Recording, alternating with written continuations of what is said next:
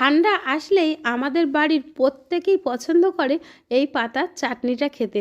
তো চলো আজ তোমাদের সাথে শেয়ার করি যে আমি এই ধনেপাতার চাটনিটা কেমনভাবে বানাই। কিছুটা ধনেপাতা নিয়েছি, লেবু, আদা, রসুন, লঙ্কা, টমেটো। তো এগুলোকে আমি ভালো করে ধুয়ে পরিষ্কার করে নিয়েছিলাম।